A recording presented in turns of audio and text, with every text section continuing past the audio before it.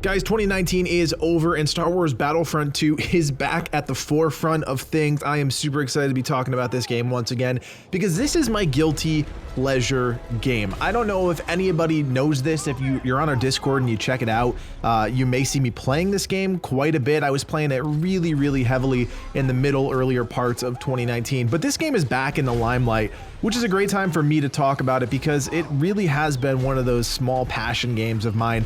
I always loved, Clone Commando, and I loved the first Battlefront game. I just like large scale war, and when you add, Star Wars into the mix, you can't really go wrong. So this isn't really so much a look back, it's really a look at where we are today. And if you haven't picked up Star Wars Battlefront 2 in a while, it's a really good time to do it. There's this huge collection edition going out with the new Star Wars movie. If you're part of the Origin Access thing, it's cool. You get a bunch of skins, but that's not really what I care about. Like, if you're into skins, fine. You can still play the game. There's a million bajillion skins, and that's all well and good. But what's so fun about this game is that EA stripped away, for the most part, all of the bullshit. Like, when I was playing this game, and I'm one of those weirdos that enjoys like the Star... what the heck is it called? The starfighter battles, like the ones out in space where you're in the spaceships. I think it's some of the best piloting stuff, like arcade style piloting, that I've ever played in a game. But that doesn't mean that's the only thing you can do.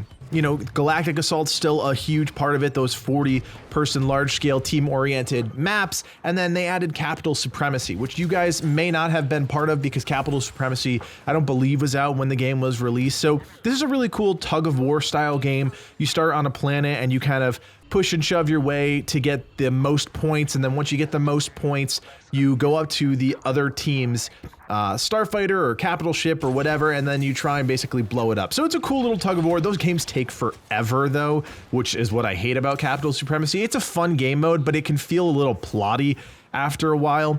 But what's it just intrigues me is that this game got such a bad rap. People kind of played it for a little bit, then pushed it off. It's still really fun. It's really fun to play as, a Jedi, or even, in my opinion, I think some of like the infiltrator units and the aerial units are more fun than playing the Jedi. I actually suck at playing the Jedi. I've seen people be lights out with them. I'm just not good at them. But I would rather play as like a clone ARC trooper or a super battle droid. They added droidicas in recently. Like, it's just part of the Star Wars experience. You're sitting in a movie theater and you're wondering to yourself, what is it like to be this person or this character in just the environment? And that's what Star Wars has always done so well. And in this case, Star Wars Battlefront 2 coincides with the brand new movie, Rise of Skywalker. There we go. Just saw it too, by the way. No spoilers, but it's pretty good. I liked it. And then, of course, The Mandalorian is now on Disney Plus, which is a thing. So it all just works. And Disney, masters of marketing, decided, hey, let's put all those skins out there. Let's add new content into the game. And let's just get people hyped about Star Wars Battlefront 2 once again. And it works. I mean, people are searching for this game, and people hopefully are playing this game again. And now, they didn't pay me to do this. We're not big enough for them to even care about what our channel thinks about this game. But ever since they stripped away all of the pay to win, the mindless humdrum of, trying to unlock Jedi and special characters, hero characters, the game has gotten really good. And now, if you didn't know this, you can go into a game at any point in time and you have access to all of the heroes. No buying anything, no whatever. There is a level up system, which is not my favorite thing in the world because it does add like actual gameplay changes to things, right? So some of the characters, like the assault, like the standard characters, right? The assault, the heavy, the officer, the specialist, they have different weapons that you can equip, and they have unlockables in the forms of like cards and boosts. And these are, they're not game changers by any stretch, but they do change the way that you play the game, and you have to play these characters a lot to unlock kind of like the maximum thing, right? Each character goes up to a certain level, and at that certain level you unlock the card, and then you can spend your points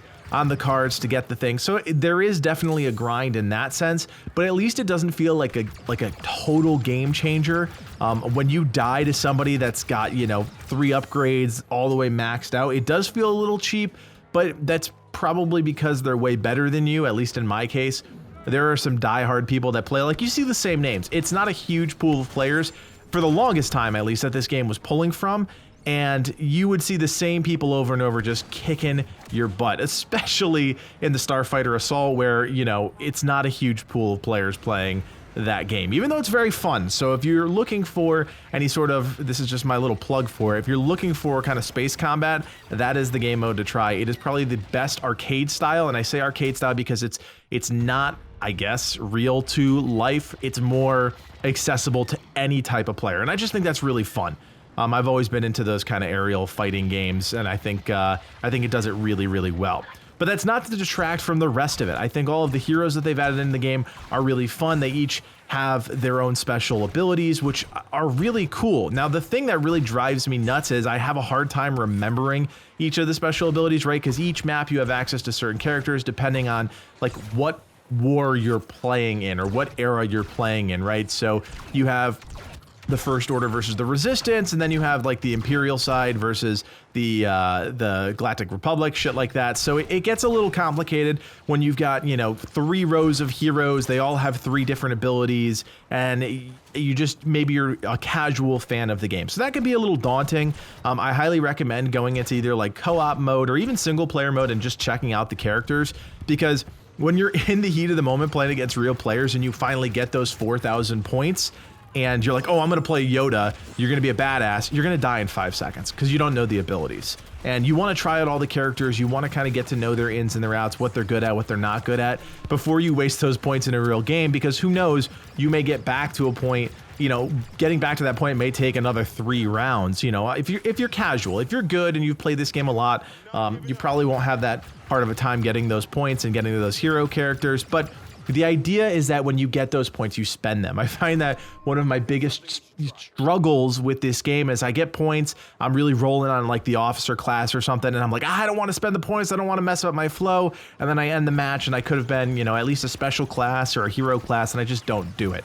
So I guess the point I'm trying to make is, if anything, get back into it, check it out, see what has changed in the game. Having access to all those heroes is really something special. They added a few additional classes in the game to kind of coincide, that's the word I'm looking for, coincide with the new movie, which is really fun. You'll notice they're not very big characters in the movie, but you'll notice that they're in the game now, which is kind of fun. They have their own special unique abilities, which is really, really fun. And it's just a cool way to kind of tie everything together. Now, again, this game is not meant to be super duper competitive across the board. Yes, you can go into multiplayer, you can play Assault, and you could absolutely go nuts on a Galactic Assault or Capital Supremacy. But co-op is actually really fun too. If you're into like a horde mode style game, co-op is the way to go. You can join up with 4 people. You get to choose from the Galactic Republic, Resistance, Separatist Alliance, First Order, or either of those campaigns and either side of those campaigns. And basically just do wave after wave of horde mode. It's still really objective based stuff, but it's really cool. Now, I'll be fully transparent with you guys. I never did the campaign. Like, I have never played single player, or I really haven't done anything in that realm, or heroes or villains. But if that's something you're interested in, you can do that too. If you just want to play as Jedi, you can do that. If you just want to play by yourself, you can do that. And the cool thing about this, guys, is if you do Origin Access, you have access to this, like all of it, like literally everything, every skin, every character. You do still have to grind your way up to the levels with some of the, you know, to unlock all the weapons and things like that. But again, you can do that in co-op. You can do that in anywhere. And that's what's really cool about it. And I didn't realize that until I kind of came back to the game. You know, my officer class is something I've always wanted to play, but I've never been very good at. I took it into co-op. I gained like 10 levels in an afternoon, pretty much. Unlocked the next weapon.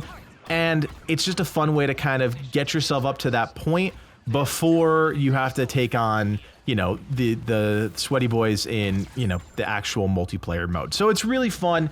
If you guys haven't checked out the game in a while, I highly recommend you get back into it. If you want to know more, you have a question about it, I'm pretty big into this game. Secretly, I'm a secret fan of this game. Definitely reach out on Discord or in the comments section below. I'm probably going to do some just casual guides of the new classes just so players can check them out. But yeah, if you have any questions, feel free to leave me a comment in the section below. If you jumped back into the game, let me know who you're playing as. I always love to see who everybody's favorite characters are. And of course, guys, as always, my name is Codiak, and from everyone here at the Game Gurus, thanks for watching, and play on. Thanks for checking out the video. If you want to learn more about the game or just want to be part of an incredible video game community, join the Game Gurus on Discord. Be the first to know what's going on with the channel and interact with me and the rest of the team on a daily basis. To join, check out the link below.